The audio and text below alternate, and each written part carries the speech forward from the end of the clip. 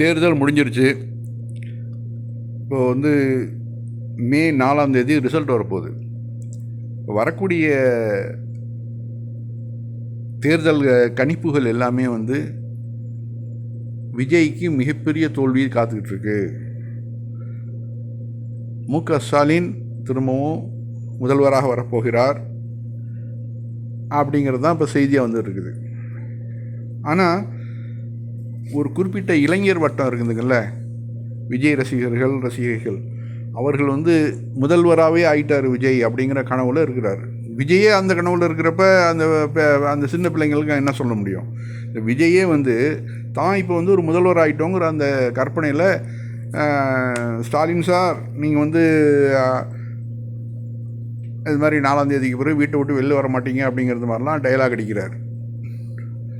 இதில் ரொம்ப இளைஞர்கள், ஒரு வயசானவர் சொல்கிறாரு, நான் இணையத்தில் பார்த்தேன், அவருடைய மகள் பள்ளிக்கூடம் படிக்கக்கூடிய பெண்ணு, அவள் எந்த நேரமும் விஜய் விஜய் விஜய்னுக்கிட்டே இருக்கிறாளாம். விஜய் தான் முதல்வர்னு அவள் நினச்சிட்ருக்கிறா. இப்போது என் பிள்ளைக்காக பிரார்த்தனை பண்ணுங்கப்பா அப்படின்னு சொல்கிறாராம் அவர்.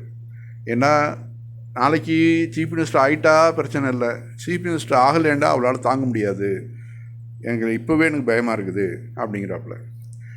அப்புறம் ஒரு இளைஞன் நோயாளியாக படுத்து கிடக்கிறான். அவன் எந்த நேரமாக தான் பிணாத்திட்டு இருக்கானா முதல்வர் விஜய்னு சொல்லிட்டு. இப்போ அவனெல்லாம் எப்படி திருத்துறதுன்னு தெரியல. இது வெளியில் வந்தது 2 விஷயந்தான். இது மாதிரி நம்ம நேரடியாக பார்க்குறோமே, எத்தனையோ பெண்கள் என் புருஷனை விட எனக்கு விஜய் தான் முக்கியம் அப்படின்னு சொல்லி இந்த சினிமா மோகம் அந்தளவு மோசமாக போயிருக்குது. சில பேர் தற்கொலை கூட பண்ணிக்கலாம், சொல்ல முடியாது.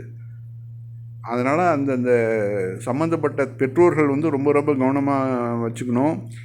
இப்போவே அவர்களுக்கு மனநல சிகிச்சை செய்யணும். ஒரு கால் அந்த ஸ்டாலின் திரும்ப முதல்வராக வந்துட்டா கூட இது மாதிரி இலவச விஜய் ரசிகர்கள் மறுவாழ்வு மையம் ஒன்று அமைக்கணும். விஜய் பேரை எடுத்து கூட சாதாரண மறுவாழ்வு மையம்னு வைக்கலாம். ஏன்னா இது ஒரு இளைஞர் போட்டிருந்தார், அதை அப்படியே நான் எடுத்துருக்கிறேன் அந்த ஃபோட்டோவை. இது மாதிரி ஒரு கால் உண்மையிலே ஆரம்பிக்கிறதுக்கு ஒரு வாய்ப்புகள் இருந்தாலும் இருக்கலாம். இப்போ என்னை பொறுத்த வரைக்கும் ஸ்டாலின் முதல்வர் வரணும்னு ஆசைப்பட்றேன். அவர் வரலையா, வேறு யாராவது வந்துட்டாங்கன்னா நான் ஈஸியாக எடுத்துகிட்டு போயிடுவேன். இறைவனுடைய நாட்டம் அப்படி தான், ஆட்சியை கொடுக்குறதும் கொடுக்காதும் இறைவனுடைய கையில் இருக்குது அப்படின்னு நம்ம பார்த்து ஈஸியாக எடுத்துகிட்டு போயிடலாம். ஆனால் இந்த இளைஞர்கள், இந்த சிறு பெண்கள், இவங்கெல்லாம் ரொம்ப மனசால் வேதனைப்படுவாங்க.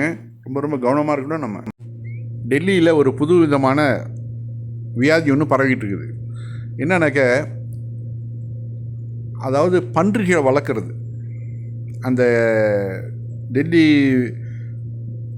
அந்த நம்ம தலைநகரத்தில் இருக்கக்கூடிய முஸ்லீம்கள் பக்கத்தில் நிறைய இருக்காங்கல்ல, அவர்களுக்கு வெறுப்பு ஏற்படுத்துறதுக்காக பன்றிகளை வளர்க்க இந்துக்கள் ஆரம்பிச்சிருக்கிறாங்க. அதாவது சங்கிகள். அவன் சொல்கிறான், இந்த ஆள் சொல்கிறாப்புல, அது எங்களுக்கு பகவான், நாங்கள் இப்போ வளர்க்குறோம், இதில் என்ன தப்பு இருக்குது அப்படின்னு கேட்குறாப்புல. இத்தனை நாள் வளர்க்கல, இப்போ வளர்க்க ஆரம்பிச்சிருக்காங்க. காரணம், அவர்களுக்கு சொல்லப்பட்டிருக்குது, பன்றிகள் இருந்தால் அந்த இடத்துல முஸ்லீம்கள் இருக்க மாட்டாங்க, அவங்க போயிடுவாங்க, அந்த இடத்த காலி பண்ணிட்டு போயிடுவாங்க, அதனால் பன்றி வளங்க அப்படின்னு சொல்லியிருக்காங்க அப்படி இருக்குது. அதனால் இப்போ என்ன ஆகிடுச்சுனாக்க, இந்துக்கள் அந்த பன்றியை தொட்டு முத்தம் போடுறது என்ன, அது இந்த நாய்களை முன்னாடி எப்படி கொண்டு போவாங்க தெருக்களில், அதே மாதிரி செயின் போட்டு அந்த பன்றிகளை கொண்டு போகிறாங்க. இந்த பன்றிகள்னால எவ்வளோ வியாதிகள் வருது அப்படிங்கிறது சயின்டிஃபிக்காக நமக்கு எல்லோரும் தெரிஞ்சது. இப்போது மற்ற இடங்கள்லாம் பன்றிகளை ஒரு தொழுவத்தில் வச்சு வளர்ப்பாங்க, வெளியிலாம் விட மாட்டாங்க. அது இப்போ இவங்க தனியாக ஒவ்வொரு வீடுகள்லையும் வளர்க்க ஆரம்பித்தாங்கனாக்க, அதனால் நாய்கள் மூலிமா எப்படி வியாதிகள் பரவுதோ அது மாதிரி பன்றிகள் மூலியமாக நிறையா வியாதிகள் பரவும், பன்றி காய்ச்சல் வரும். இதை அவங்க தான் அனுபவிக்க போகிறாங்க. இவர்கள் முஸ்லீம்களுக்கு ஏதோ பெரிய தீங்கு செய்கிறது மாதிரி.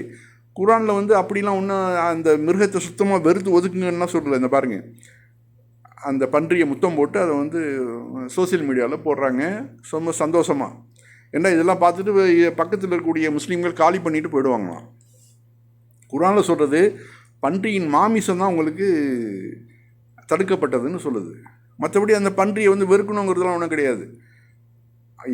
இறைவன் எல்லா விஷயங்களையும் படைச்சிருக்கிறான், விலங்குகளை படைச்சிருக்கிறான், அதில் பன்றி ஒன்று. हमें उस जानवर से प्रेम हो गया है। प्रेम, हाँ, और वो खत्म नहीं होएगा। अरे भगवान है, भगवान को ही पालना भी दवा हो जाएगा। देश की राजधानी में इन दिनों एक नफरती वायरस बहुत तेजी से फैल रहा है। अभी उसका फोकल पॉइंट है श्रीनगर। इस नफरती वायरस का नाम है सुअर। जी हां, सुअर। इस इलाके में लोग सुअर पाल रहे हैं। सवाल यह है, सुअर पाल के ये क्या करेंगे या क्या कर रहे हैं, क्यों पाल रहे हैं ये सुअर? देश की राजधानी दिल्ली के इस इलाके में हिंदू सुअर पालने लग गए हैं क्योंकि उन्हें मुसलमान पड़ोसियों से बदला लेना है। अब आप सोचिए, यह नफरत का वायरस कितना खतरनाक और कितना गंदा होता है कि यहां पर रहने वाली महिलाएं ஓவைசி பார்ட்டியில் மும்பை மும்பராவில் நின்று முனிசிபல் எலெக்ஷனில் ஜெயித்தவங்க இந்த பெண்மணி ஷாஹிரா ஷேக். இவங்க வந்து அருமையான ஒரு வார்த்தையை சொல்கிறாங்க. அதாவது நீங்கள்லாம் வந்து இந்த நாட்டுடைய ஒரிஜினாலிட்டி கிடையாது, நீங்கள்லாம் வந்து வெளி மாநிலங்களில் பங்களாதேஷ்லேருந்து வந்தீங்க, நீங்களாம் பாகிஸ்தானுக்கு போங்க அப்படின்லாம் வந்து சங்கிகள் அடிக்கடி ஒரு வார்த்தையை விடுறாங்கல்ல. அதுக்கு தான் இந்த பெண்ணு வந்து சொல்கிறாங்க, முதல்ல எங்களை வந்து டிஎன்ஏலாம் செக் பண்ணுறதுக்கு முன்னாடி உங்களுடைய டிஎன்ஏ முதல்ல செக் பண்ணு. நீங்களாம் எங்கேருந்து வந்தீங்க அதெல்லாம் செக் பண்ணிங்கனாக்க அதாவது இப்படி சொல்லக்கூடியவர்கள் தான் இந்த நாட்டிலேருந்து வெளியிலேருந்து வந்தவர்கள் அப்படிங்கிற உண்மை வெளிவரும் அப்படிங்கிறாங்க. அதுதானங்க உண்மை. இப்போ சொல்லக்கூடிய இந்த சங்கிகள் பொதுவாக மேல் ஜாதி பிராமணர்கள் வந்து என்ன அவங்க தான் மெயினாக சொல்லுவாங்க, இது மாதிரி வந்து முஸ்லீம்கள்லாம் அந்நிய நாட்டவர்கள் அப்படின்னு சொல்லிட்டு அவங்க களத்தில் வந்து நிற்க மாட்டாங்க. ஆனால் இதை இயக்குறது ஃபுல்லாக பின்புலத்தில் இருந்து செயல்படுறது எல்லாம் வந்து பிராமணர்கள் தான். அவர்களுக்கு நாம் ஒன்று சொல்லிக்கிறோம், அவர்களுடைய பூர்வீகத்தை நீங்கள் செக் பண்ணி பாருங்கள். எல்லாம் வந்து அது வந்து டிஎன்ஏ டெஸ்ட்லேயும் நிரூபணம் ஆயிடுச்சு. இங்கே உள்ள பிராமணர்கள் இந்த நாட்டின் பூர்வ குடிகள் கிடையாது. அவர்களெல்லாம் வெளிநாடுகள்லேருந்து இறக்குமதி ஆகினவர்கள். ஐரோப்பாவிலேருந்தும் மற்ற ஆப்கானிஸ்தானத்திலிருந்தும் ஈரான்லேருந்தும் வந்தவர்கள் தான் இவர்கள். கால்நடையாக அங்கேருந்து ஒவ்வொரு இடமா மாறி மாறி வந்து கடைசியில் இங்கே வந்து சேர்ந்துருக்குறாங்க. இதுதான் வந்து உண்மையும் வரலாற்று ரீதியாக நிரூபிக்கப்பட்ட ஒரு உண்மை.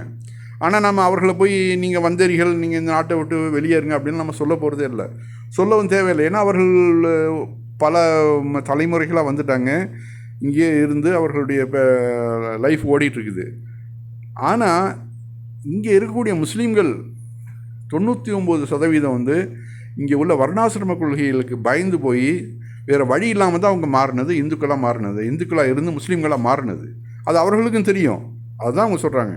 सभी का खून शामिल है यहाँ की मिट्टी में, किसी के बाप का हिंदुस्तान थोड़ी है।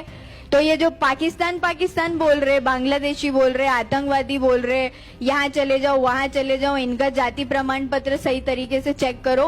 आप लोगों को बोलना चाहूंगी कि खुद का चेक करो, शायद आपको आपके पूर्वजों की याद आ रही है जो वहाँ बैठे हैं, या फिर शायद आपका बुलावा वहाँ से आ रहा है। जब तक कोई इंसान बोलता नहीं है, इसका मतलब ये नहीं है कि वो कमजोर है और या वो बोल नहीं सकता। சங்கிகள் இனிமேலாவது இந்த பெண் சொல்கிறத கொஞ்சம் யோசனை பண்ணி பாருங்க. உண்மையாக இந்த நாட்டுடைய அந்நியர்கள் யார், இந்த நாட்டோட பூர்வீக குடிகள் யார் அப்படிங்கிறது உங்களுக்காவது விளங்கும்.